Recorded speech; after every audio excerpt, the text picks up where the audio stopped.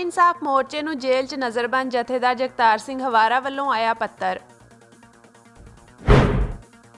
ਬੰਦੀ ਸਿੰਘਾਂ ਦੀ ਰਿਹਾਈ ਲਈ ਚਲਾਈ ਦਸਤਖਤ ਮੁਹਿੰਮ 'ਚ ਹਿੱਸਾ ਲੈਂਦਿਆਂ ਬਾਪੂ ਸੂਰਜ ਸਿੰਘ ਨੇ ਕੀਤੇ ਦਸਤਖਤ।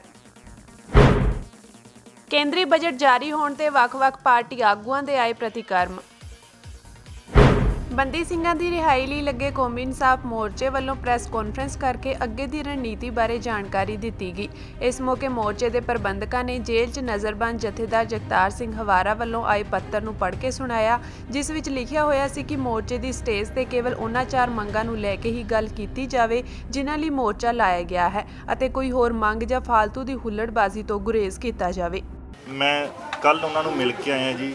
ਸੋ ਇਹਦੇ 'ਚ ਭਾਈ ਸਾਹਿਬ ਨੇ ਸਭ ਤੋਂ ਜੋ ਮੇਨ ਮੈਸੇਜ ਹੈ ਸਭ ਲਈ, ਸੰਗਤ ਲਈ ਅਤੇ ਸਟੇਜ ਲਈ ਅਤੇ ਇੱਥੇ ਜੋ ਮੇਨ ਜੋ ਸਟੇਜ ਸੰਭਾਲ ਰਹੇ ਨੇ ਉਹਨਾਂ ਸਭ ਲਈ ਜੋ ਮੇਨ ਮੈਸੇਜ ਹੈ ਉਹਨਾਂ ਦਾ ਇਹ ਕਹਿਣਾ ਹੈ ਕਿ ਜਿਹੜੇ 4 ਮੁੱਦੇ ਨੇ ਸਿਰਫ ਉਹ ਮੁੱਦਿਆਂ ਤੇ ਹੀ ਸਟੇਜ ਦੇ ਉੱਪਰ ਗੱਲ ਹੋਏਗੀ। ਮੋਰਚੇ ਦਾ ਜਿਹੜਾ ਫੋਕਸ ਹੈ ਸਿਰਫ ਮੁੱਦਿਆਂ ਤੇ ਹੀ ਰਹੇਗਾ। ਜੇ ਕੋਈ ਬਾਹਰੋਂ ਆ ਕੇ ਜੋ ਕੋਈ ਬੁਲਾਰਾ ਇਸ ਤੋਂ ਇਲਾਵਾ ਕੋਈ ਵੀ ਗੱਲ ਕਰਦਾ ਉਹਦੀ ਨਿੱਜੀ ਹੋਏਗੀ, ਉਹ ਸਟੇਜ ਵੱਲੋਂ ਅਤੇ ਇਸ ਮੋਰਚੇ ਵੱਲੋਂ ਬੋਲੀ ਗਈ ਨੂੰ ਉਹ ਗੱਲ ਨੂੰ ਮੋਰਚੇ ਵੱਲੋਂ ਨਹੀਂ ਬੋਲਿਆ ਜਾਏਗਾ। ਸੋ ਜਿਹੜੀ ਵੀ ਭਾਵਨਾ ਜੋ ਬੰਦਾ ਇਸ ਸਟੇਜ ਤੋਂ ਆਣ ਕੇ ਚਾਹੇ ਉਹ ਕੋਈ ਵੀ ਹੋਵੇ, ਜੇ ਉਹ ਆਪਣੇ ਨਿੱਜੀ ਕੋਈ ਵੀ ਵਿਚਾਰ ਰੱਖਦਾ ਤਾਂ ਉਹ ਜਿਹੜਾ ਵਿਚਾਰ ਨੇ ਉਹਦੇ ਨਿੱਜੀ ਹੋਣਗੇ, ਇਹ ਸਟੇਜ ਨਾਲ ਉਹਦਾ ਕੋਈ ਸੰਬੰਧ ਨਹੀਂ ਹੋਏਗਾ। ਔਰ ਉਸ ਤੋਂ ਇਲਾਵਾ ਉਹਨਾਂ ਨੇ ਸਮੂਹ ਸੰਗਤ ਨੂੰ ਅਤੇ ਸੰਗਤ 'ਚ ਜੋ ਇੱਥੇ ਇਸ ਸਟੇਜ ਤੇ ਪਹੁੰਚੇਗਾ, ਜੋ ਵੀ ਬੁਲਾਰਾ ਹੋਏਗਾ, ਜੇ ਬੁਲਾਰ ਨਹੀਂ ਬੋਲ ਰਿਹਾ ਜਾਂ ਫਿਰ ਵੀ ਇਹ ਸਟੇਜ ਤੱਕ ਪਹੁੰਚ ਰਿਹਾ, ਸੰਗਤ ਵੱਲੋਂ ਉਹਨਾਂ ਵੱਲੋਂ ਸੰਗਤ ਨੂੰ ਇਹ ਬੇਨਤੀ ਕੀਤੀ ਗਈ ਹੈ ਕਿ ਉਹਨਾਂ ਦਾ ਵਿਰੋਧ ਨਹੀਂ ਕੀਤਾ ਜਾਵੇ, ਕਿਉਂਕਿ ਗੁਰੂ ਮਹਾਰਾਜ ਦੀ ਹਜ਼ੂਰੀ ਵਿੱਚ ਵਿਰੋਧ ਕਰਨਾ ਬਹੁਤ ਵੱਡਾ ਗੁਨਾਹ ਹੈ। ਸੋ ਆਪਾਂ ਜੇ ਗੁਰੂ ਮਹਾਰਾਜ ਨੂੰ ਇਸ ਥਾਂ ਤੇ ਆਪਾਂ ਉਹਨਾਂ ਦੀ ਹਜ਼ੂਰੀ ਵਿੱਚ ਬੈਠੇ ਹਾਂ ਤਾਂ ਆਪਾਂ ਨੂੰ ਉਹਨਾਂ ਦਾ ਸਤਿਕਾਰ ਕਰਨਾ ਚਾਹੀਦਾ ਹੈ। ਅਤੇ ਜੇ ਕਿਸੇ ਨੂੰ ਕੋਈ ਸ਼ਿਕਾਇਤ ਹੈ ਤਾਂ ਉਹ ਜਿਹੜੀ ਵੀ ਕਿਸੇ ਨੂੰ ਵੀ ਜੇ ਕੋਈ ਸ਼ਿਕਾਇਤ ਹੈਗੀ ਆ ਤੇ ਉਹ ਮੋਰਚੇ ਦੇ ਜੋ ਪ੍ਰਬੰਧਕ ਨੇ ਉਹਨਾਂ ਨੂੰ ਦੱਸਿਆ ਜਾਵੇ, ਉਹਨਾਂ ਦੇ ਨੋਟਿਸ 'ਚ ਲਿਆ ਦਿੱਤਾ ਜਾਵੇ, ਨਾ ਕਿ ਖੁਦ ਉਹਨਾਂ ਦਾ ਵਿਰੋਧ ਕੀਤਾ ਜਾਵੇ। ਸੋ ਵੇਰਵਾ ਜੋ ਡਿਟੇਲ ਹੈ ਉਹ ਤੁਹਾਨੂੰ ਪ੍ਰੈਸ ਸਭ ਨੂੰ ਨੋਟ ਦੇ ਦਿੱਤਾ ਗਿਆ, ਤੁਸੀਂ ਉਹਨਾਂ ਨੂੰ ਸੰਖੇਪ 'ਚ ਜਾ ਸਕਦੇ ਹੋ। ਉਸ ਤੋਂ ਇਲਾਵਾ ਉਹਨਾਂ ਨੇ 26 ਤਰੀਕ ਨੂੰ ਸਮੂਹ ਸੰਗਤ ਦਾ ਬਹੁਤ ਧੰਨਵਾਦ ਕੀਤਾ ਇੱਥੇ ਲੱਖਾਂ ਦੀ ਤਾਦਾਦ ਵਿੱਚ ਪਹੁੰਚਣ ਲਈ। ਸੋ ਇਹ ਉਹਨਾਂ ਦੇ ਜੋ ਮੇਨ ਕਰੈਕਟਸ ਹੈ ਇਸ ਪ੍ਰੈਸ ਨੋਟ ਦਾ, ਇਹ ਤੁਹਾਨੂੰ ਮੈਂ ਦੱਸ ਚੁੱਕਿਆ। ਬੰਦੀ ਸਿੰਘਾਂ ਦੀ ਰਿਹਾਈ ਲਈ ਲੰਮੇ ਸਮੇਂ ਤੋਂ ਸੰਘਰਸ਼ ਕਰਦੇ ਬਾਪੂ ਸੂਰਜ ਸਿੰਘ ਨੇ ਸ਼੍ਰੋਮਣੀ ਗੁਰਦੁਆਰਾ ਪ੍ਰਬੰਧਕ ਕਮੇਟੀ ਵੱਲੋਂ ਬੰਦੀ ਸਿੰਘਾਂ ਦੀ ਰਿਹਾਈ ਲਈ ਚਲਾਈ ਦਸਤਖਤੀ ਮੁਹਿੰਮ 'ਚ ਭਾਗ ਲੈਂਦਿਆਂ ਰਿਹਾਈ ਲਈ ਬਣਾਏ ਫਾਰਮਾਂ ਤੇ ਦਸਤਖਤ ਕੀਤੇ। ਇਸ ਮੌਕੇ ਉਹਨਾਂ ਨੇ ਸਿੱਖ ਨੌਜਵਾਨਾਂ ਨੂੰ ਸਿੱਖ ਕੌਮ ਦੀ ਆਜ਼ਾਦੀ ਲਈ ਸੰਘਰਸ਼ ਕਰਨ ਲਈ ਕਿਹਾ। ਉਹਨਾਂ ਨੇ ਕਿਹਾ ਕਿ ਸਿੱਖ ਸ਼ੇਰਾਂ ਦੀ ਕੌਮ ਹੈ, ਇਸ ਲਈ ਸੰਘਰਸ਼ ਜਾਰੀ ਰੱਖੋ।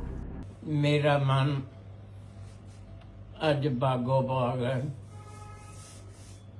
ਸਿੰਘ ਮਿਲਣ ਆਏ, ਰੱਬੀ ਰੂਪ 5 ਯਾਦਾਂ ਪੁਰਾਣੀਆਂ ਵੀ ਹੋਈਆਂ, ਨਵੀਆਂ ਵੀ ਹੋਈਆਂ। ਇੱਕ ਗੱਲ ਮੈਂ ਨਵੀਂ ਪੀੜ੍ਹੀ ਨੂੰ ਬੇਨਤੀ ਰੂਪੇ ਪਿਆਰ ਸਹਿਤ ਕਹਿਣੀ ਚਾਹੁੰਦਾ। ਸਿੱਖ ਕੌਮ ਸ਼ੇਰਾਂ ਦੀ ਕੌਮ ਹੈ, ਬਹਾਦਰਾਂ ਸੂਰਮਿਆਂ ਯੋਧਿਆਂ ਦੀ ਕੌਮ ਹੈ।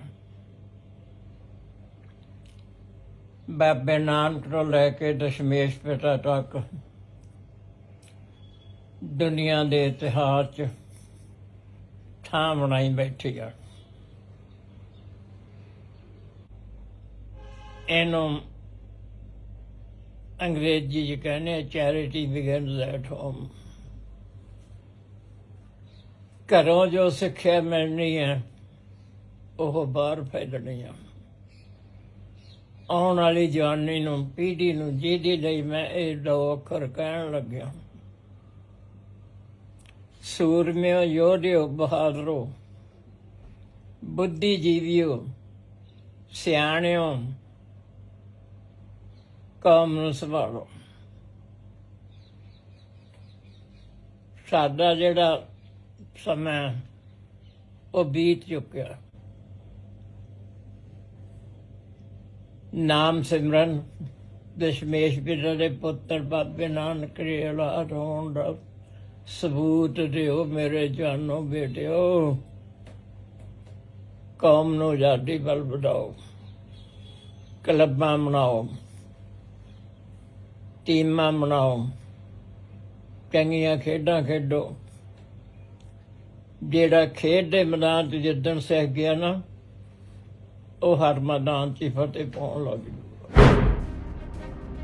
ਅੱਜ ਕੇਂਦਰੀ ਬਜਟ ਪੇਸ਼ ਕੀਤਾ ਗਿਆ ਹੈ, ਜਿਸ ਤੋਂ ਬਾਅਦ ਵੱਖ-ਵੱਖ ਪਾਰਟੀਆਂ ਵੱਲੋਂ ਇਸ ਬਜਟ ਤੇ ਆਪਣੇ ਪ੍ਰਤੀਕਰਮ ਦਿੱਤੇ ਜਾ ਰਹੇ ਹਨ। ਹਰਿਆਣਾ ਦੇ ਮੁੱਖ ਮੰਤਰੀ ਮਨੋਹਰ ਲਾਲ ਖੱਟਰ ਨੇ ਇਸ ਬਜਟ ਦੀ ਸ਼ਲਾਘਾ ਕੀਤੀ ਹੈ ਤੇ ਕਿਹਾ ਹੈ ਕਿ ਉਹ ਇਸ ਬਜਟ ਤੋਂ ਸੇਧ ਲੈ ਕੇ ਹੀ ਹਰਿਆਣਾ ਦਾ ਬਜਟ ਤਿਆਰ ਕਰਨਗੇ। ਦੂਜੇ ਪਾਸੇ ਕਿਸਾਨ ਜਥੇਬੰਦੀਆਂ ਇਸ ਬਜਟ ਤੋਂ ਨਾਖੁਸ਼ ਨਜ਼ਰ ਆਈਆਂ। ਉਹਨਾਂ ਦਾ ਕਹਿਣਾ ਹੈ ਕਿ ਇਸ ਬਜਟ ਵਿੱਚ ਕਿਸਾਨਾਂ ਤੇ ਮਜ਼ਦੂਰਾਂ ਨੂੰ ਪੂਰੀ ਤਰ੍ਹਾਂ ਨਜ਼ਰਅੰਦਾਜ਼ ਕੀਤਾ ਗਿਆ ਹੈ। ਸ਼੍ਰੋਮਣੀ ਅਕਾਲੀ ਦਲ ਬਾਦਲ ਨੇ ਵੀ ਇਸ ਬਜਟ ਤੇ अपनी प्रतिक्रिया दी है। हमारी केंद्रीय वित्त मंत्री श्रीमती निर्मला सीतारमण जी ने जो आज ये बजट प्रस्तुत किया है संसद में, बहुत ही एक अच्छा अमृतकाल का ये पहला बजट, बहुत क्रांतिकारी बजट जिसको मैं कह सकता हूँ। और ये जो बजट है ये हर वर्ग के लिए, समाज के हर व्यवसाय करने वाले व्यक्तियों के लिए एक प्रकार का ये राहत देने वाला बजट है। विशेष तौर पर मध्य आय वर्ग के जो लोग हैं उनको एक आयकर के नाते से, आयकर दाता के नाते से बड़ी राहत दी गई है। स्लैब सिस्टम जो बनाया गया है, चाहे वो 3 लाख से 6 लाख तक, 6 लाख से 9 लाख तक, 9 से 12 लाख तक, अलग अलग से जो एक स्लैब सिस्टम बनाया है, ये राहत देने वाला है। फिर ये चाहे युवा वर्ग हो, महिला हो, चाहे हमारे वरिष्ठ नागरिक हैं, उन सब के लिए राहत देने वाला है। व्यवसाय के नाते चाहे वो किसान है, मजदूर है, वो हमारा चाहे व्यापारी है, चाहे हमारा नया उद्यमी है, वेतनभोगी है, इन सब के लिए राहत जो दे रहा है। और इसमें समाज के जो खास करके निम्न वर्ग के लिए जो राहत की बातें की गई हैं, उनके लिए प्रधानमंत्री ने जो आवास योजना में भी अपना 66% का और योगदान करने की बात कही है। बहुत ऐसे पग उठाए गए हैं, मैं बहुत ही इसकी सराहना करता हूं। और विशेष तौर पर हम अपने प्रदेश का बजट भी जब इस मास के अंत में लेकर के आएंगे, हम इस बजट से बहुत सी प्रेरणा लेकर के अपने यहाँ भी लगभग 3.25 करोड़ लोगों को राहत देने वाला एक अच्छा बजट प्रस्तुत करेंगे, ऐसी मैं आशा करता हूँ। ਗੱਲ ਹੈ ਕਿ ਦੇਸ਼ ਦੀ ਗੱਲ ਬਾਅਦ ਚ ਕਰ ਲਈਏ ਕਿ ਪੰਜਾਬ ਦੇ ਲਈ ਇਹਦੇ ਵਿੱਚ ਕੁਝ ਵੀ ਨਹੀਂ ਲੱਭਾ। ਉਮੀਦ ਸੀ ਜਿਵੇਂ ਬਾਕੀ ਦੇ ਬਾਰਡਰ ਸਟੇਟਾਂ ਨੂੰ ਕੋਈ ਨਾ ਕੋਈ ਇਨਸੈਂਟਿਵ ਦਿੱਤੇ ਆ ਤੇ ਸ਼ਾਇਦ ਪੰਜਾਬ ਦੀ ਇੰਡਸਟਰੀ ਨੂੰ ਵੀ ਇਨਸੈਂਟਿਵ ਦੇ ਕੇ ਬਚਾਉਣ ਦੀ ਕੋਸ਼ਿਸ਼ ਕਰਨਗੇ, ਕੁਝ ਨਹੀਂ ਲੱਭਾ। ਕਿਸਾਨਾਂ ਦੀ ਆਮਦਨ ਦੁੱਗਣੀ ਕਰਨ ਦੀਆਂ ਗੱਲਾਂ ਚੱਲਦੀਆਂ ਅਸੀਂ ਬਹੁਤ ਵਾਰੀ ਸੁਣੀਆਂ। ਫਸਲਾਂ ਦੇ ਜੇ ਭਾਅ ਕੱਢ ਕੇ ਵੇਖ ਲਓ ਤਾਂ 10-20% ਵਧਿਆ, ਪਰ ਖਾਦ ਦੇ, ਪੈਸਟੀਸਾਈਡ ਦੇ, ਡੀਜ਼ਲ ਜਿਹੜਾ ਵਰਤੋਂ ਚ ਆਉਂਦਾ ਜਾਂ ਮਸ਼ੀਨਰੀ ਵਰਤੋਂ ਚ ਆਉਂਦੀ ਹੈ, ਇਹਦੇ 2.5-3 ਗੁਣਾ 2014 ਤੋਂ ਬਾਅਦ ਜਿਹੜੇ ਰੇਟ ਹੈ ਉਹ ਵੱਧ ਗਿਆ। ਤੇ ਕਿਸਾਨ ਦੀ ਕਰਜ਼ਾ ਮਾਫੀ ਤੇ ਖਾਸ ਕਰਕੇ 23 ਫਸਲਾਂ ਦੀ MSP ਡਿਕਲੇਅਰ ਕਰਦੀ ਹੈ ਕੇਂਦਰ ਸਰਕਾਰ, ਪਰ ਉਹਨਾਂ 23 ਦੇ ਵਿੱਚੋਂ ਸਿਰਫ ਕਣਕ ਤੇ ਝੋਨਾ 2 ਚੀਜ਼ਾਂ ਖਰੀਦੀਆਂ ਜਾਂਦੀਆਂ ਤੇ ਬਾਕੀ ਰੁਲਦੀਆਂ ਹੀ ਹੈ। ਕੱਲੀ ਕਮੇਟੀ ਬਣਾਈ ਹੈ, ਰਿਜ਼ਲਟ ਕੋਈ ਨਹੀਂ, ਕੋਈ ਗਰੰਟੀ ਨਹੀਂ ਹੈ। ਇਹ ਵੀ ਤੁਹਾਡੇ ਸਾਹਮਣੇ ਹੈ। ਸਭ ਤੋਂ ਸਾਡੀ ਜਿਹੜੀ ਜ਼ਰੂਰੀ ਸ਼ਕਤੀ ਹੈ ਦੇਸ਼ ਦੀ ਯੂਥ ਦੇ ਰੁਜ਼ਗਾਰ ਦੇ ਲਈ ਕੋਈ ਐਸਾ ਖਿੱਤਾ ਮੈਨੂੰ ਨਹੀਂ ਦਿਸਿਆ ਜਿਹਦੇ ਨਾਲ ਕਿ ਯੂਥ ਅਟਰੈਕਟ ਹੋ ਕੇ ਸਾਡਾ ਪੰਜਾਬ ਛੱਡਣ ਨੂੰ ਜਿਹੜਾ ਹੈਗਾ ਉਹ ਨਾ ਮਜਬੂਰ ਹੋਵੇ ਤੇ ਸਾਡੇ ਸੂਬੇ ਜਾਂ ਦੇਸ਼ 'ਚ ਰਹਿ ਕੇ ਜਿਹੜਾ ਹੈਗਾ ਉਹ ਆਪਣੇ ਪੈਰਾਂ ਤੇ ਖੜਾ ਹੋ ਸਕਦਾ ਹੋਵੇ। ਇਹ ਵੀ ਮੈਨੂੰ ਕੋਈ ਖਾਸ ਜਿਹੜੀ ਹੈ ਕੋਈ ਗੱਲ ਨਹੀਂ ਮਿਲੀ। ਔਰ ਦੂਜੇ ਪਾਸੇ ਕੀ ਹੈ, ਜਿਹੜੀਆਂ ਸਾਡੇ ਰਸੋਈ ਤੋਂ ਲਾ ਕੇ ਹਰ ਗੱਲ ਤੋਂ ਲਾ ਕੇ ਜਿਹੜਾ ਸਭ ਦੇ ਜੇਬ ਤੇ ਭਾਰ ਪੈ ਰਿਹਾ, ਸਧਾਰਨ ਲੋਕਾਂ ਤੇ ਭਾਰ ਪੈ ਰਿਹਾ। 2-3 ਉਦਾਹਰਨਾਂ ਨੇ। ਅੱਜ ਕੱਚੇ ਤੇਲ ਦੀ ਕੀਮਤ 2013 ਦੇ ਵਿੱਚ ਜੋ ਕਾਂਗਰਸ ਸਰਕਾਰ ਵੇਲੇ ਸੀ, ਅੱਜ ਉਦੋਂ $2 ਪ੍ਰਤੀ ਕਰੂਡ ਆਇਲ ਘੱਟ ਹੈ, ਪਰ ਰੇਟ ਕੀ ਹੈ? ਉਦੋਂ 70 ਰੁਪਏ ਸੀਗਾ ਪੈਟਰੋਲ ਦਾ, ਅੱਜ 100 ਰੁਪਏ ਹੋਇਆ ਪਿਆ। ਡੀਜ਼ਲ ਦਾ ਉਦੋਂ 60 ਰੁਪਏ ਸੀ ਤੇ 87-88 ਰੁਪਏ ਡੀਜ਼ਲ ਦਾ ਹੋਇਆ ਪਿਆ। ਤੇ ਸਿਲੰਡਰ ਉਦੋਂ 410 ਵੇਲੇ ਮੇਰੇ ਕੋਲੇ 2 ਫੋਟੋਆਂ ਪਈਆਂ। 410 ਦਾ ਜਦੋਂ ਸਿਲੰਡਰ ਹੋਇਆ ਸੀ ਤੇ ਜਿਹੜੇ ਹਰਿਆਣੇ ਦੇ ਸਾਡੇ ਨੇਤਾ ਜੀ ਹੈਗੇ ਆ, ਵਿੱਤ ਮੰਤਰੀ ਹੈ, ਨੰਗੇ ਧੜ ਪ੍ਰਦਰਸ਼ਨ ਕਰ ਰਹੇ ਆ। ਤੇ ਬੀਬੀ ਜੀ ਸਾਡੇ ਜਿਹੜੇ ਉਹ ਵੀ ਪ੍ਰਦਰਸ਼ਨ ਕਰਦੇ, ਤੁਸੀਂ ਚੈਨਲਾਂ ਤੇ ਆਪ ਦੇਖੇ ਹੈ ਕਿ 410 ਜਾਂ 400 ਦੇ ਸਿਲੰਡਰ ਤੇ ਤਾਂ ਪ੍ਰਦਰਸ਼ਨ ਹੋ ਰਹੇ ਸੀ। ਅੱਜ ਲਗਭਗ 1062 ਰੁਪਏ ਤੋਂ ਲਾ ਕੇ ਤੇ 1100 ਰੁਪਏ ਤੱਕ ਸਿਲੰਡਰ ਹੋਇਆ ਪਿਆ। ਕਿੱਡਾ ਵੱਡਾ ਜਿਹੜਾ ਹੈਗਾ ਜਨਤਾ ਦੀ ਜੇਬ ਦੇ ਉੱਤੇ ਡਾਕਾ ਹੈਗਾ। ਫਿਰ ਰਸੋਈ ਦੀਆਂ ਬਾਕੀ ਚੀਜ਼ਾਂ ਤੋਂ ਲਾ ਕੇ, ਨੂਨ ਤੇਲ ਤੋਂ ਲਾ ਕੇ, ਤੁਸੀਂ ਵਰਤੋਂ ਵਾਲੇ ਤੇਲਾਂ ਤੇ ਲਾ ਕੇ ਹਰ ਚੀਜ਼ 2013 ਤੋਂ ਮੈਂ ਸਮਝਦਾ ਕਿ 3-4 ਗੁਣਾ ਜਿਹੜੇ ਰੇਟ ਹੈ ਉਹ ਵਧੇ ਪਏ ਆ। ਹਰ ਬੰਦੇ ਦਾ ਕਚੂੰਬਰ ਨਿਕਲਿਆ ਪਿਆ। ਔਰ ਸਾਨੂੰ ਉਮੀਦ ਸੀ ਕਿ ਜੇ ਯੂਥ ਲਈ ਕੁਝ ਨਹੀਂ, ਫਾਰਮਰ ਲਈ ਕੁਝ ਨਹੀਂ, ਇੰਡਸਟਰੀ ਲਈ ਕੁਝ ਨਹੀਂ, ਆਮ ਜਨਤਾ ਲਈ ਕੁਝ ਨਹੀਂ, ਤੇ ਸ਼ਾਇਦ ਕੋਈ NRIਆਂ ਲਈ ਗੱਲ ਲੱਭ ਜੇ। ਮੈਂ ਲੱਭਦਾ ਰਿਹਾ, ਕੁਝ ਨਹੀਂ ਲੱਭਾ। ਸਾਡੇ ਤਾਂ ਪੰਜਾਬ ਲਈ ਪੰਜਾਬੀ ਮੰਗਦੇ ਕੀ ਨੇ ਕਿ ਕੈਨੇਡਾ ਤੇ ਅਮਰੀਕਾ ਦੀਆਂ ਸਾਡੀਆਂ ਇੰਟਰਨੈਸ਼ਨਲ ਫਲਾਈਟਸ ਹੀ ਚਲਾ ਦਿਓ, ਹੋਰ ਤਾਂ ਕੁਝ ਨਹੀਂ ਚਲਾਉਣਾ। ਉਹ ਵੀ ਕਿਤੇ ਨਹੀਂ ਲੱਭੀਗੀ। ਇਸੇ ਤਰ੍ਹਾਂ ਜੇ ਗੱਲ ਕਰ ਲਈਏ ਕਿ ਗਰੀਬ ਦੇ ਤੇ ਮਜ਼ਦੂਰ ਦੇ ਤੇ ਕਿਸਾਨ ਦੇ ਜਿਹੜਾ ਕਰਜ਼ਾ ਮਾਫੀ ਦੀ ਗੱਲ ਹੈ, ਬੜਾ ਵੱਡਾ ਮੁੱਦਾ ਹੈ। ਜਿੱਥੇ ਕਿਸਾਨ ਤੇ ਮਜ਼ਦੂਰ ਦੀ ਗੱਲ ਆ ਜਾਂਦੀ ਹੈ, ਉੱਥੇ ਕਲਮ ਨਹੀਂ ਚੱਲਦੀ। ਕੇਂਦਰ 'ਚ ਸਰਕਾਰ ਬੈਠੀ ਕੋਈ ਵੀ ਹੋਵੇ। ਤੇ ਆ ਦੂਜੇ ਪਾਸੇ ਮੇਰੇ ਕੋਲੇ ਅੰਕੜਾ ਹੈ 2017-18 ਤੋਂ ਸ਼ੁਰੂ ਹੋ ਕੇ 21-22 ਤੱਕ 9,91,640 ਲੱਖ ਕਰੋੜ ਰੁਪਇਆ ਇਹ ਸਰਕਾਰੀ ਅੰਕੜੇ ਬੋਲਦੇ ਆ ਕਿ ਇਹ ਇੰਡਸਟਰੀਲਿਸਟਾਂ ਦਾ ਮਾਫ ਕੀਤਾ ਗਿਆ। ਇਸ ਕਰਕੇ ਬਜਟ ਦੇ ਵਿੱਚ ਜੇ ਕਹੀਏ ਤਾਂ ਕੁਝ ਵੀ ਨਹੀਂ ਲੱਭਿਆ, ਕੁਝ ਵੀ ਨਹੀਂ ਲੱਭਦਾ। ਔਰ ਮੈਨੂੰ ਤਾਂ ਉਮੀਦ ਸੀ ਕਿ ਸ਼ਾਇਦ ਸਰਕਾਰ ਦੇ ਅੰਕੜਿਆਂ 'ਚ ਕੁਝ ਸੁਧਾਰ ਹੋਊਗਾ। ਪਰ ਜੇ ਗਵਰਨਮੈਂਟ ਆਫ ਇੰਡੀਆ ਦਾ ਜਿਹੜਾ ਕਰਜ਼ਾ ਹੈ, ਜੇ ਉਹਦੀ ਗੱਲ ਕਰ ਲਈਏ, 2014 ਦੇ ਵਿੱਚ 56 ਲੱਖ ਕਰੋੜ ਸੀਗਾ। ਅੱਜ 2022-23 ਦੇ ਵਿੱਚ 140 ਲੱਖ ਕਰੋੜ ਤੱਕ ਪਹੁੰਚ ਗਿਆ। ਇਹ ਸ਼ਾਇਦ ਥੋੜਾ ਇਦੋਂ ਵੀ ਵੱਧ ਹੋਵੇ, ਮੈਨੂੰ ਫਿਗਰਾਂ 'ਚ ਫਰਕ ਹੋ ਸਕਦਾ ਹੈ। ਅਨਐਮਪਲਾਇਮੈਂਟ ਜਿਹੜੀ ਉਸ ਵੇਲੇ ਸਰਕਾਰ ਦੇ ਜਿਹੜੇ ਰਿਕਾਰਡ ਜਾਰੀ ਕੀਤੇ ਸੀ 2014 'ਚ 4.7% ਸੀ, ਅੱਜ ਜਿਹੜੀ ਹੈ 8% ਦੇ ਕਰੀਬ ਜਿਹੜੀ ਹੈ ਅਨਐਮਪਲਾਇਮੈਂਟ ਹੋਈ ਪਈ ਹੈ। ਅੱਜ ਜਿਹੜਾ ਸੰਸਦ ਵਿੱਚ ਮੋਦੀ ਸਰਕਾਰ ਨੇ ਬਜਟ ਪੇਸ਼ ਕੀਤਾ ਗਿਆ, ਇੱਕ ਕਿਸਮ ਦੀ ਕਿਸਾਨਾਂ ਤੇ ਮਜ਼ਦੂਰਾਂ ਨੂੰ ਸਜ਼ਾ ਦਿੱਤੀ ਗਈ ਆ ਵੀ ਕਿਸਾਨਾਂ ਨੇ ਏਡਾ ਵੱਡਾ ਅੰਦੋਲਨ ਖੜਾ ਕੀਤਾ ਸੀ। ਖੇਤੀ ਸੈਕਟਰ ਨੂੰ ਪੂਰੀ ਤਰ੍ਹਾਂ ਅਣਗੌਲਿਆਂ ਕਰ ਦਿੱਤਾ ਗਿਆ। MSP ਗਰੰਟੀ ਕਾਨੂੰਨ ਡਾਕਟਰ ਸਵਾਮੀਨਾਥਨ ਕਮਿਸ਼ਨ ਦੇ C2 ਫਾਰਮੂਲੇ ਨੂੰ ਲਾਗੂ ਕਰਕੇ ਭਾਅ ਦੇਣ ਤੇ ਕੋਈ ਗੱਲ ਨਹੀਂ ਕੀਤੀ ਗਈ। 75 ਸਾਲਾਂ ਬਾਅਦ ਵੀ ਕੋਈ ਗੱਲ ਸਾਡੇ ਸਾਹਮਣੇ ਨਹੀਂ ਆਈ। ਇਹਦੇ ਨਾਲ ਜਿਹੜਾ ਕਿਸਾਨਾਂ ਦਾ, ਮਜ਼ਦੂਰਾਂ ਦਾ ਕਰਜ਼ਾ ਮਾਫ ਕਰਨਾ ਸੀ, ਉਹਦੇ ਤੇ ਕੋਈ ਰਾਖਵਾਂ ਬਜਟ ਦੇ ਉੱਤੇ ਕੋਈ ਗੱਲ ਨਹੀਂ ਹੈਗੀ। ਚਾਹੇ ਸਾਡੇ ਬੀਜਾਂ ਦੀ ਗੱਲ ਆ, ਆਪਣੇ ਦਵਾਈਆਂ ਦੀ ਗੱਲ ਆ, ਖਾਦਾਂ ਦੀ ਗੱਲ ਹੈਗੀ ਆ, ਖੇਤੀ ਮਸ਼ੀਨਰੀ ਦੀ ਗੱਲ ਹੈਗੀ ਆ, ਉਹਦੇ ਤੇ ਕੋਈ ਸਬਸਿਡੀ ਨਹੀਂ ਹੈਗੀ। ਸਾਡੇ ਸਹਾਇਕ ਕਿੱਤੇ ਜਿਹੜੇ ਆ ਉਹਨਾਂ ਤੇ ਕੋਈ ਸਬਸਿਡੀ ਦਾ ਐਲਾਨ ਨਹੀਂ ਹੈਗਾ। ਬਾਗਬਾਨੀ ਤੇ ਥੋੜਾ ਜਿਹਾ ਬਜਟ, ਊੜਦੇ ਮੂੰਹ ਵਿੱਚ ਜੀਰਾ, ਬਾਗਬਾਨੀ ਨੂੰ ਵੀ ਇਗਨੋਰ ਕੀਤਾ ਗਿਆ। ਅਸੀਂ ਚਾਹੁੰਦੇ ਸੀ ਵੀ ਬਦਲਵੀਆਂ ਫਸਲਾਂ ਦੀ ਖੇਤੀ ਵਾਸਤੇ ਸਰਕਾਰ ਕੋ ਉਪਰਾਲੇ ਕਰਦੀ। ਅਗਲੇ ਬੰਨੇ ਪਰਾਲੀ ਪੋਲੂਸ਼ਨ ਦਾ ਸਾਡੇ ਤੇ ਇਲਜ਼ਾਮ ਲਾਉਂਦੇ ਆ। ਅਜੇ ਤੋਂ ਕਾ ਪਾਣੀ ਦਾ ਸੰਕਟ ਵੀ ਅਗਲੇ ਬੰਨੇ ਖੜਾ, ਤਾਂ ਤੇਲ ਬੀਜ ਤੇ ਦਾਲ ਬੀਜ ਬਾਹਰੋਂ ਮੰਗਾਉਂਦੇ ਆ, ਪਰ ਸਾਨੂੰ ਉਹਨਾਂ ਫਸਲਾਂ ਦੇ ਭਾਅ ਦਿੱਤੇ ਨਹੀਂ ਜਾਂਦੇ ਹੈਗੇ। ਇਹਦੇ ਨਾਲ ਦੀ ਨਾਲ ਜਿਹੜਾ ਪਿੰਡਾਂ ਦੇ ਵਿੱਚ ਸਹਿਕਾਰਤਾ ਲਹਿਰ ਨੂੰ ਉਤਸ਼ਾਹਿਤ ਕਰਨਾ ਸੀ, ਪੇਂਡੂ ਖੇਤੀ ਆਧਾਰਿਤ ਸਨਅਤਾਂ ਲਾਉਣ ਦਾ ਸਵਾਲ ਸੀ, ਉਹਦੇ ਤੇ ਵੀ ਕੋਈ ਸਾਨੂੰ ਠੋਸ ਯੋਜਨਾ ਨਜ਼ਰ ਨਹੀਂ ਆਉਂਦੀ ਗਈ। ਬੇਰੁਜ਼ਗਾਰੀ, ਮਹਿੰਗਾਈ ਨੂੰ ਵੀ ਪੂਰੀ ਤਰ੍ਹਾਂ ਇਗਨੋਰ ਕਰ ਦਿੱਤਾ ਗਿਆ। ਇਲੈਕਸ਼ਨ ਨੂੰ ਧਿਆਨ ਵਿੱਚ ਰੱਖਦਿਆਂ ਹੋਇਆਂ ਜਿਹੜਾ ਵਾ ਮਿਡਲ ਕਲਾਸ, ਜਿਵੇਂ ਦੁਕਾਨਦਾਰਾਂ ਤੇ ਮੁਲਾਜ਼ਮਾਂ ਲਈ ਜਿਵੇਂ ਟੈਕਸ ਸਲੈਬਾਂ ਵਿੱਚ ਛੋਟ ਕੀਤੀ ਗਈ, ਉਹਦੇ ਤੋਂ ਇਲਾਵਾ ਬਜਟ ਵਿੱਚ ਕੁਛ ਵੀ ਨਹੀਂ ਹੈਗਾ। ਸੋ ਮੋਦੀ ਸਰਕਾਰ ਆਮਦਨ ਦੁੱਗਣੀ ਤਾਂ ਕਰਨੀ ਕੀ ਸੀ, ਸਾਡੇ ਲਾਗਤ ਖਰਚੇ 3-3 ਗੁਣਾ ਵੱਧ ਗਏ ਆ। ਕਿਸਾਨ ਕਰਜ਼ੇ ਕਰਕੇ ਖੁਦਕੁਸ਼ੀਆਂ ਕਰ ਰਹੇ ਆ। ਆਉਣ ਵਾਲੇ ਸਮੇਂ ਵਿੱਚ ਇਹਨਾਂ ਅੰਦੋਲਨਾਂ ਵਿੱਚ ਇਹਨਾਂ ਗੱਲਾਂ ਦਾ ਜਵਾਬ ਦਿਆਂਗੇ। ਅਸੀਂ ਇਸ ਬਜਟ ਨੂੰ ਰੱਦ ਕਰਦੇ ਹਾਂ।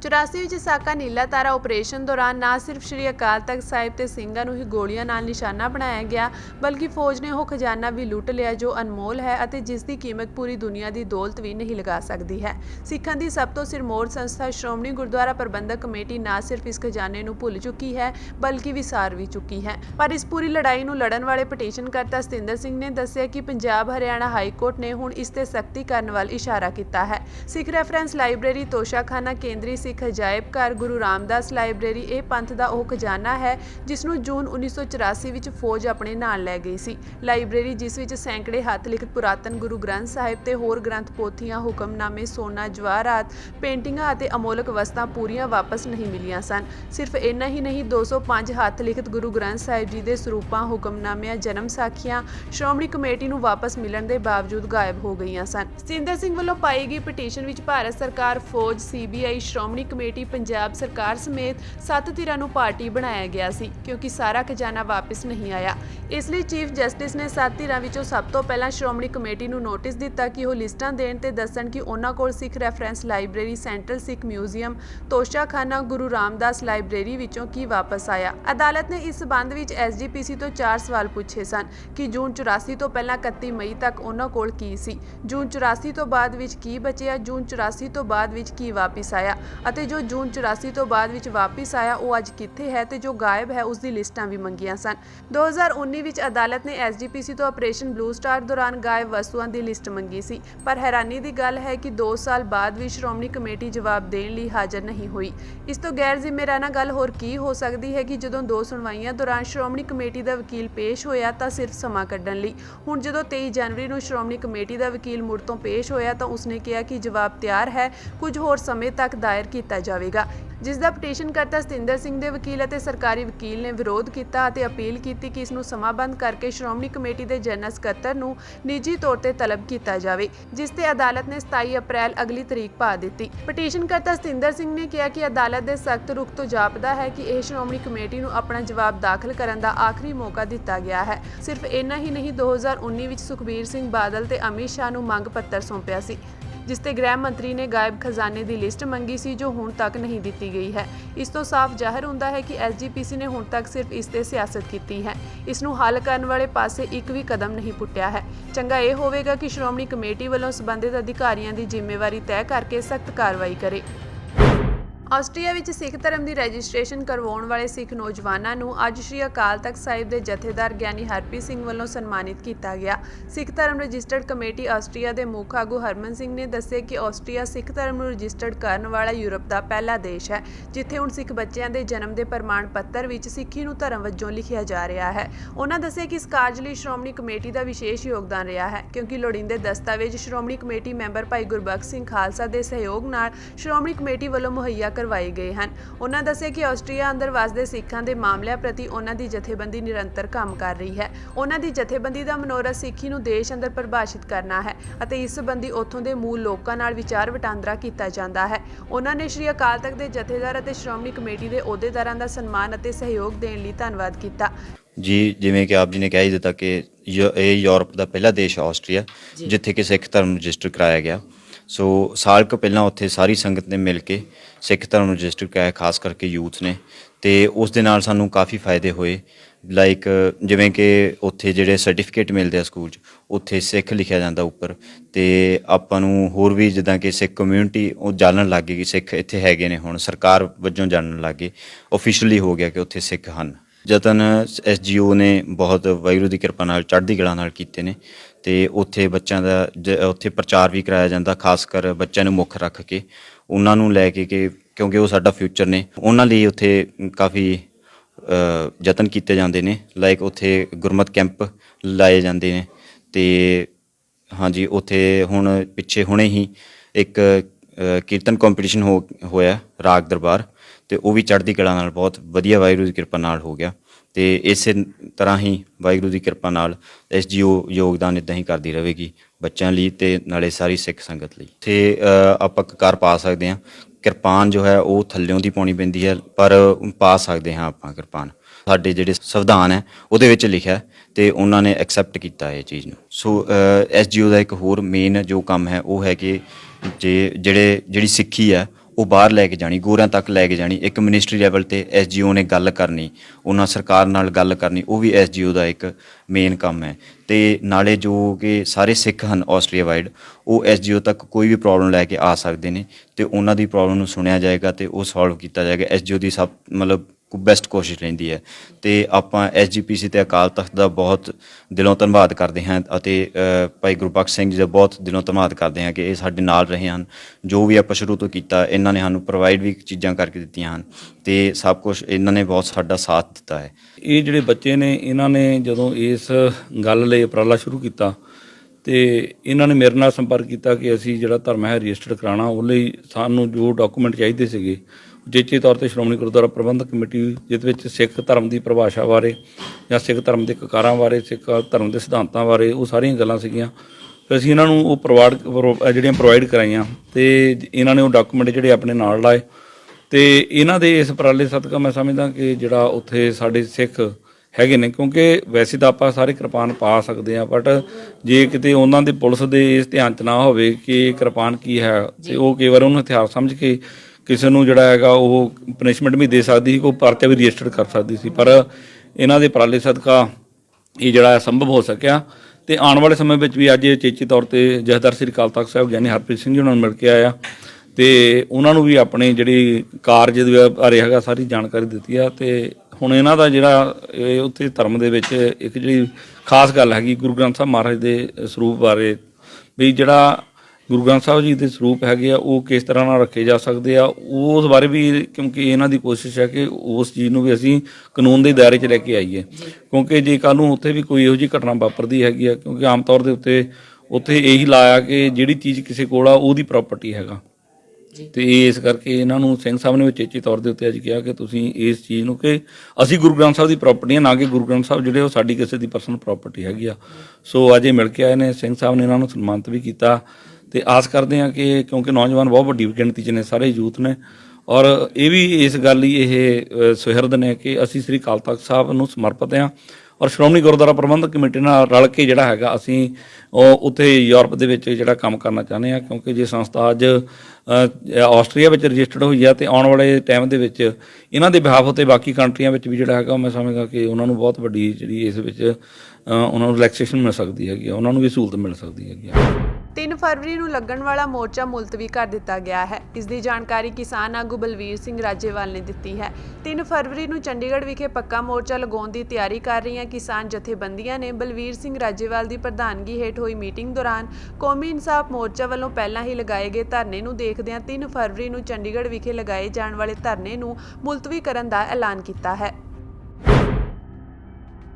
ਚੰਡੀਗੜ੍ਹ ਮੋਹਾਲੀ ਬੰਦੀ ਸਿੰਘਾਂ ਦੀ ਰਿਹਾਈ ਲਈ ਲੱਗੇ ਕੌਮੀ ਇਨਸਾਫ ਮੋਰਚੇ ਨੂੰ ਸੰਗਤਾਂ ਵੱਲੋਂ ਭਰਵਾਂ ਹੁੰਗਾਰਾ ਮਿਲ ਰਿਹਾ ਹੈ। ਵੱਖ-ਵੱਖ ਜਥੇਬੰਦੀਆਂ ਆਪਣੇ ਜਥਿਆਂ ਦੇ ਨਾਲ ਮੋਰਚੇ 'ਚ ਯੋਗਦਾਨ ਪਾਉਣ ਲਈ ਪਹੁੰਚ ਰਹੀਆਂ ਹਨ।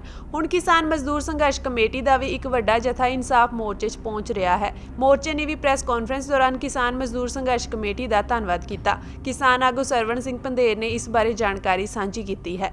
ਅੱਜ ਕਿਸਾਨ ਮਜ਼ਦੂਰ ਸੰਘਰਸ਼ ਕਮੇਟੀ ਦਾ ਜਥਾ ਕੌਮੀ ਇਨਸਾਫ ਮੋਰਚਾ ਜਿਹੜਾ ਮੋਹਾਲੀ ਵਿੱਚ ਲੱਗਿਆ ਹੋਇਆ, ਜਿਹਦੀਆਂ 4 ਹੀ ਮੰਗਾਂ ਨੇ ਵੀ ਬਾਈਬਲ ਕਲਾਂ ਗੋਲੀकांड ਤੇ ਗੁਰੂ ਗ੍ਰੰਥ ਸਾਹਿਬ ਦੀ ਬੇਅਦਬੀ ਦਾ ਇਨਸਾਫ ਤੇ 328 ਸਰੂਪ ਉਹਨਾਂ ਦਾ ਇਨਸਾਫ, ਤੇ ਜਿਹੜੇ ਬੰਦੀ ਸਿੰਘ ਨੇ ਜਿਨ੍ਹਾਂ ਨੇ ਕਾਨੂੰਨ ਅਨੁਸਾਰ ਸਜ਼ਾਵਾਂ ਪੂਰੀਆਂ ਬਹੁਤ ਸਮਾਂ ਪਹਿਲੋਂ ਕਰ ਲਈਆਂ, ਉਹਨਾਂ ਨੂੰ ਜਿਹੜਾ ਰਿਹਾ ਕੀਤਾ ਜਾਵੇ। ਬਹੁਤ ਸਾਰੇ ਉਮਰ ਦੇ ਅਖੀਰਲੇ ਪੜਾਅ 'ਚ ਨੇ, ਫਿਜ਼ੀਕਲੀ ਵੀ ਬਾਲੇ ਠੀਕ ਨਹੀਂ ਹੈਗੇ, ਤਾਂ ਉਹ 4 ਮੰਗਾਂ ਦੀ ਹਮਾਇਤ ਕਰਨ ਵਾਸਤੇ ਅੱਜ ਸਾਡੇ ਸੂਬੇ ਦੇ ਸੰਗਠਨ ਸਕੱਤਰ ਸੁਖਵਿੰਦਰ ਸਿੰਘ ਦੀ ਸਭਰਾ ਦੀ ਅਗਵਾਈ ਵਿੱਚ ਹਜ਼ਾਰਾਂ ਕਿਸਾਨਾਂ ਦਾ ਜਥਾ ਜਿਹੜਾ ਵਾ ਉਹ ਉਸ ਮੋਰਚੇ ਵਿੱਚ ਸ਼ਮੂਲੀਅਤ ਕਰ ਰਿਹਾ ਵਾ।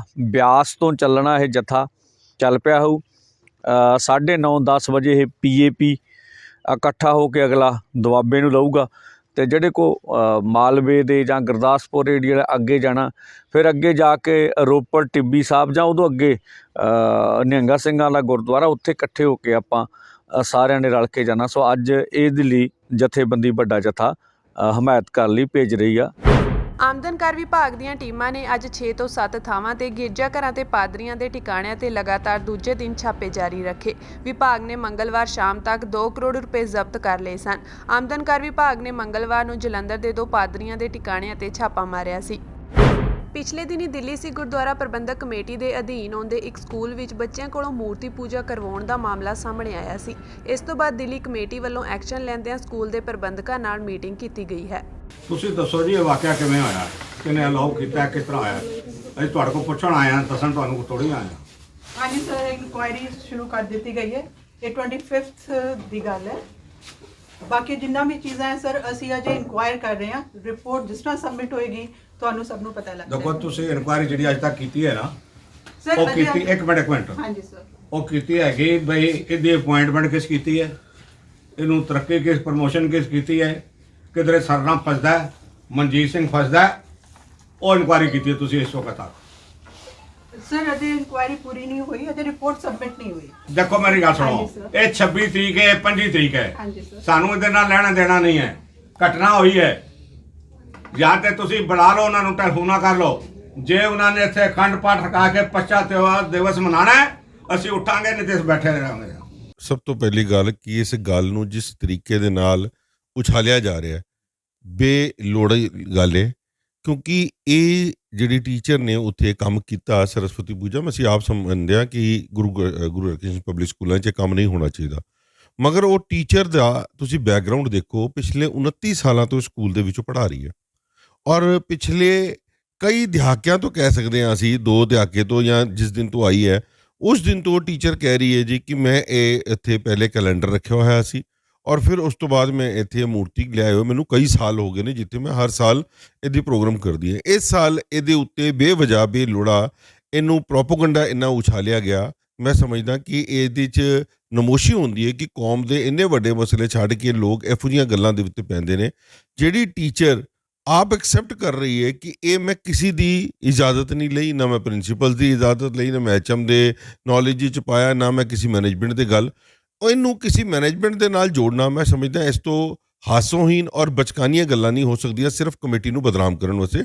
ਔਰ ਸਰਨਾ ਸਾਹਿਬ ਨੇ ਇੱਕ ਏਜੰਡਾ ਫੜਿਆ ਹੋਇਆ ਕਿ ਕਿਉਂਕਿ ਉਹ ਪਿਛਲੇ ਕਈ ਸਾਲਾਂ ਤੋਂ ਮੈਂਬਰੀ ਤੋਂ ਵੀ ਬਾਹਰ ਰਹੇ ਹੈ, ਸੋ ਇਸ ਕਰਕੇ ਉਹਨਾਂ ਨੂੰ ਜਦ ਤੋਂ ਹੁਣ, ਕਿਉਂਕਿ ਉਹ ਕੋਆਪਸ਼ਨ ਵਿੱਚ ਜਿਹੜੇ ਮੈਂਬਰ ਬਣੇ ਆ, ਉਸ ਤੋਂ ਬਾਅਦ ਦੋਵੇਂ ਭਰਾਵਾਂ ਨੂੰ ਇਹ ਕਿਹਾ ਹੋ ਗਿਆ ਕਿ ਹੁਣ ਅਸੀਂ ਮੈਂਬਰ ਬਣਿਆ ਤੇ ਅਸੀਂ ਬੋਲਣਾ ਜ਼ਰੂਰ ਹੈ, ਮਗਰ ਬੇਲੋੜਾ ਬੋਲਣਾ ਇਹ ਕੋਈ ਚੰਗੀ ਗੱਲ ਨਹੀਂ ਹੁੰਦੀ, ਜਿਹਦੀ ਕੋਈ ਲੋੜ ਨਹੀਂ। ਅੱਜ ਵੀ ਆ ਕੇ ਜਿਸ ਤਰੀਕੇ ਦੇ ਨਾਲ ਸਕੂਲ ਦੇ ਵਿੱਚ ਉਹਨਾਂ ਨੇ ਅਨਾਪ ਸ਼ਨਾਪ ਉੱਤੇ ਹਰਕਤਾਂ ਕੀਤੀਆਂ, ਸਕੂਲ ਦੇ ਪ੍ਰਿੰਸੀਪਲ ਦੇ ਗੈਰ ਮੌਜੂਦਗੀ ਦੇ ਵਿੱਚ ਉਹਦਾ ਕਮਰਾ ਖੁਲਵਾਉਣਾ ਜਿਸ ਵਕਤ CBSE ਦੇ ਬੋਰਡ ਦੇ ਪੇਪਰ ਚੱਲ ਰਹੇ ਹੋਣ, ਇਹ ਇੱਕ ਕਿੰਨੀ ਗੈਰ ਜ਼ਿੰਮੇਵਾਰੀ ਵਾਲੀ ਗੱਲ ਕੀਤੀ ਹੈ। ਮੈਂ ਉਸ ਗੱਲ ਦੇ ਉੱਤੇ ਨਹੀਂ ਜਾਂਦਾ ਕਿਉਂਕਿ ਉਹਨਾਂ ਦਾ ਆਪਣਾ ਵਿਵੇਕ, ਉਹਨਾਂ ਦੀ ਜਿੰਨੀ ਸਦਬੁੱਧੀ ਹੈ ਉਹਨਾਂ ਹੀ ਕਿ ਉਹਨਾਂ ਨੇ ਕੰਮ ਕਰਨਾ ਹੈ, ਮਗਰ ਜਿਹੜੀ ਜ਼ਿੰਮੇਵਾਰੀ ਬੰਦੀ ਸੀ ਗੁਰਦੁਆਰਾ ਪ੍ਰਬੰਧਕ ਕਮੇਟੀ ਦੀ ਬਤੌਰ ਮੈਨੇਜਮੈਂਟ ਦੇ, ਅਸੀਂ ਉਸ ਟੀਚਰ ਨੂੰ ਉਸੇ ਦਿਨ ਸੇਮ ਡੇ ਐਕਸਪਲੇਨੇਸ਼ਨ ਕਾਲ ਸ਼ੋ ਕਾਜ਼ ਨੋਟਿਸ ਦਵਾਇਆ ਪ੍ਰਿੰਸੀਪਲ ਨੂੰ ਕਹਿ ਕੇ, ਔਰ ਪ੍ਰਿੰਸੀਪਲ ਨੂੰ ਜਿਸ ਵਕਤ ਉਹਨੇ ਜਵਾਬ ਦਿੱਤਾ ਉਹ ਸੈਟੀਸਫੈਕਟਰੀ ਜਵਾਬ ਨਾ ਹੋਣ ਕਰਕੇ ਉਹਨੂੰ ਸਸਪੈਂਡ ਕਰਤਾ ਗਿਆ। ਮਗਰ ਅਸੀਂ ਅਗਰ ਉਹਦੇ ਪਿਛੋਕੜ 'ਚ ਜਾਈਏ ਤੇ ਕਈ ਸਾਲਾਂ ਤੋਂ ਇਹਨਾਂ ਦੇ ਸਮੇਂ ਦੇ ਵਿੱਚ ਵੀ ਹੋ ਰਹੇ ਸੀ। ਇਹ ਗੱਲਾਂ ਨੂੰ ਉਛਾਲਣ ਦੇ ਨਾਲ, ਇਹਦੇ ਨਾਲ ਤੁਸੀਂ ਸਕੂਲਾਂ ਨੂੰ ਬਦਨਾਮ ਕਰਨ ਦੇ ਇਲਾਵਾ ਹੋਰ ਕੁਝ ਨਹੀਂ ਕਰ ਰਹੇ।